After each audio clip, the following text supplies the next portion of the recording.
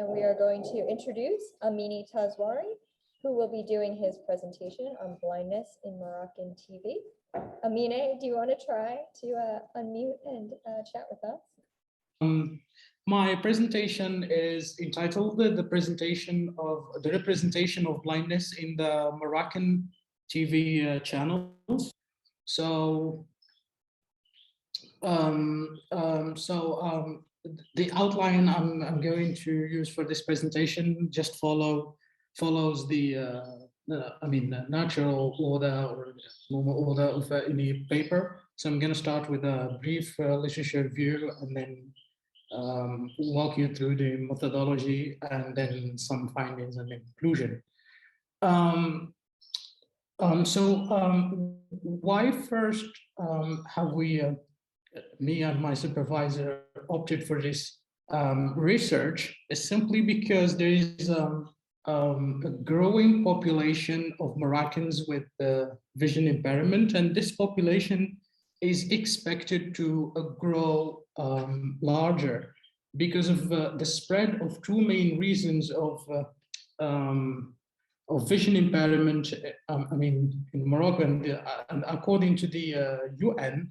So, and these two causes are this diabetes and aging. So, the population with vision impairment in Morocco is expected to grow larger, and there is a kind of social a negative image about this social category. So we are trying to understand look for causes or instigators of this social image. So actually, as a researcher in the field of disability, I feel like studying I feel like the area that studies the relation between media studies and disability studies is kind of understudied, and especially when it comes to television. I have come across a handful of papers that study this relationship. I will limit myself for time constraints to just two studies that I will share with you. The first one is actually Holler and Zhang, 2014. Can you hear me, guys? So Holler and Zhang, 2014. They studied the they studied perspectives, or let's say attitudes of people in disabled people in all over the world about the way they are represented in their respective countries in media, and the majority of their respondents show signs of unhappiness about the way they are represented in their in the media in their respective countries.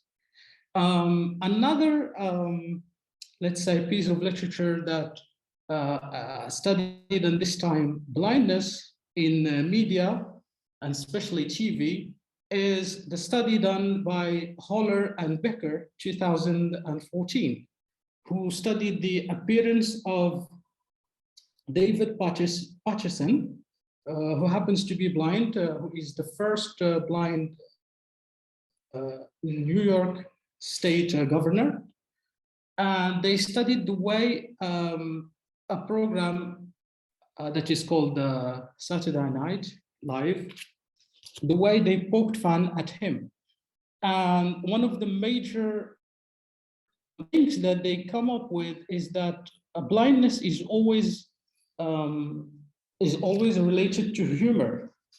Maybe because people who do humor and humorists find incongruent elements to base their humor on blindness. They find in blindness incongruent elements that they can base their skits upon.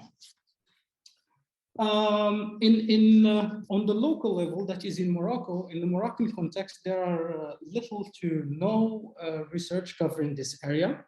So hence the need for this paper, actually to bridge the gap on this topic. So the methodology we used for this paper is what we call post-structural content analysis, as it is outlined by Roland Barthes in The Death of the Author. And this method of data analysis actually decenters the author and puts instead of them the text. So here I have a little quote for you from the Death of the Author, where Roland Barthes says, "The reader as the reader as the space in which are inscribed without and being." Sorry, I'm going to read it. So Roland Barthes decentralizes, as I said, the author instead of the text. And he says that the reader as the very space in which are inscribed without any being lost, all the citations writing consist to the unit of a text is not in its origin, it is in its destination. So here, like he says, that the essence, everything that is in the text is to be looked for, is to be understood from the reader perspective. That is the destination of the text, not the origin of it. So here, for this study, we studied 5 TV productions in which people with vision impairment or characters with vision impairment made their appearance. So the first one is a film that is entitled Salem and Swillen, and it was made in 2006. And this film tells the story of the life story of 2 disabled twins. The second one is the Red Moon, which narrates the life story of a Moroccan musician and composer. The third one is a TV serial called Hadid, which is about a mythical superhero, Moroccan mythical superhero, makes a living out of playing tricks on people, and 2 talk shows, which are Rashid Show and Washna Muhna, this is Moroccan Arabic, which we can translate to "Are we who we are?" probably. This is my translation. So, so actually, when we analyze the appearance of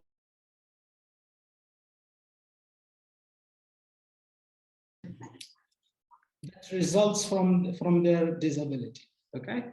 So, as Lou puts it, he says, the superscript is something required of disabled people who wish to achieve recognition. And this is end of quote, Blue 2015. So this thing, I mean, this exceptional aspect of this character at Salam is obvious in the film. And we see him doing something that is difficult to happen in his time, that is Morocco, 1940s, 1950s Morocco. For example, we see him cycling, and actually I've got a scene of him cycling, but I'm sorry for not being able to screen share. we see him cycling, for example. We see him navigating space without any kind of guidance. We see him also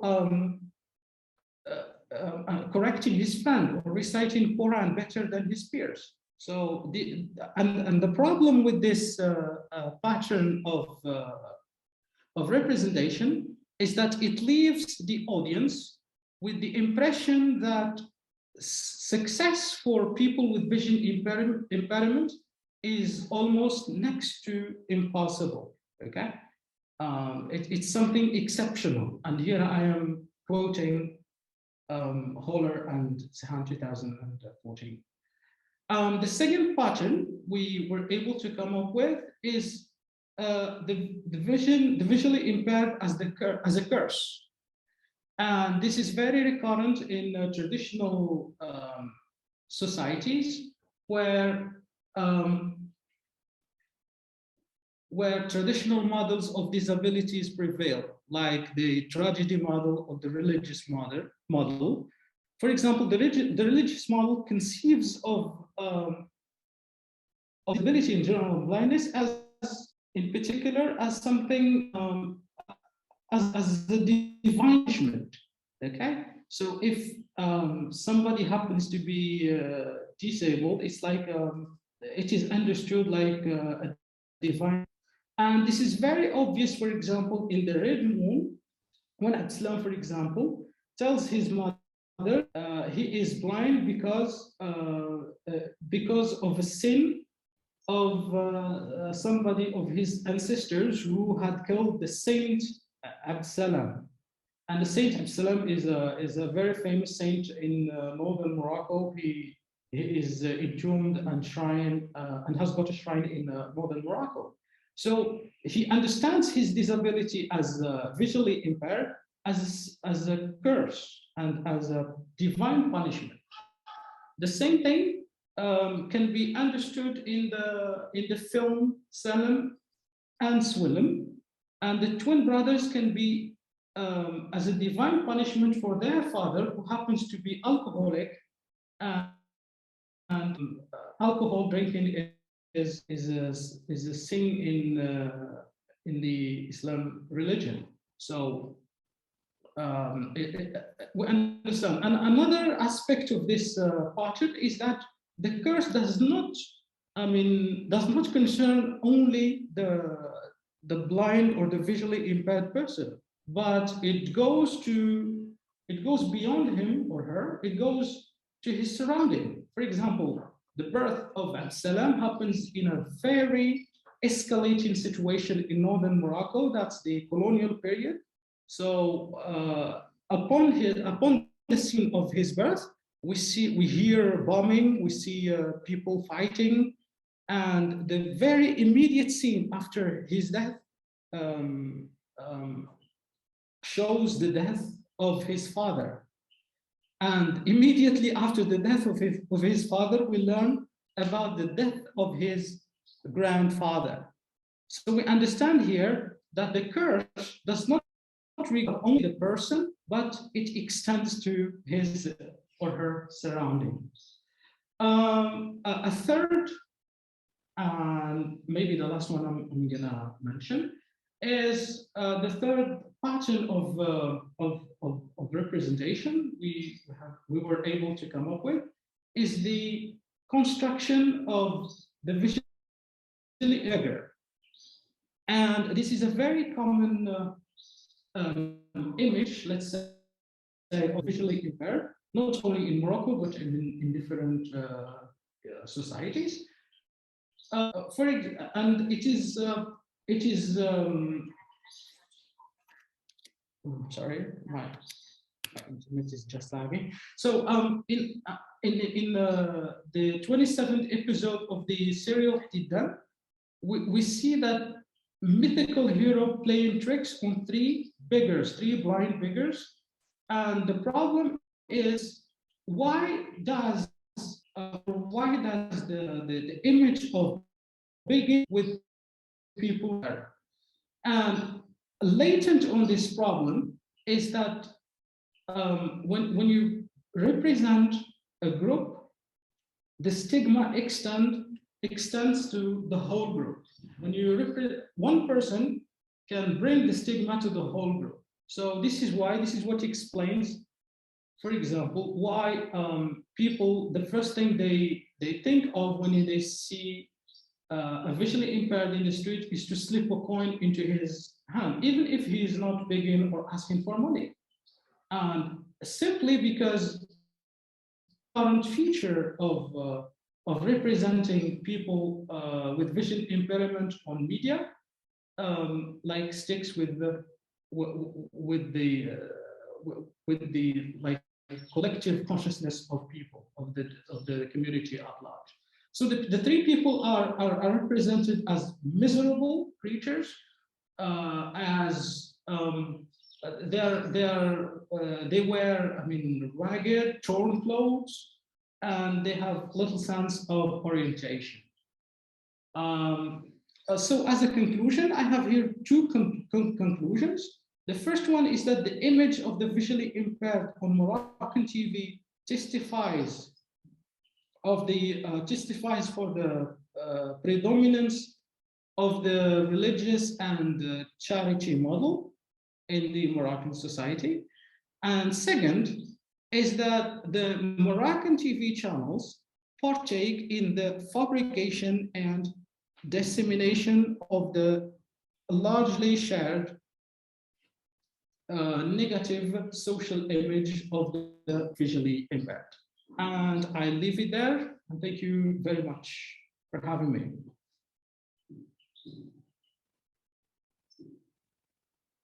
Hello?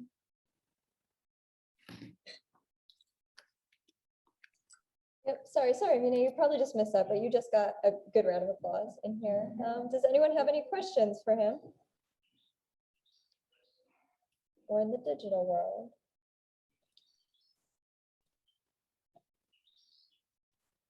If not, nope. Let's not leave the meeting. If not, thank you so much for your presentation, Amine. We will head over to ZU's presentation in just a minute. I'm waiting for the all clear from them that they are nearly ready. So probably 1 to 2 minutes, if you guys don't mind just hanging out here. I will let you know when we are good to go to the theater. And the same for all of you online, because that one will be broadcast over to you. So we should pick up again in 1 to 2 minutes. Okay.